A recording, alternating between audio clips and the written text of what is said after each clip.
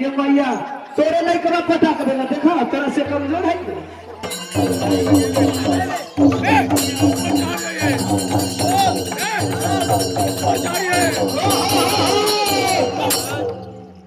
अब की भेलो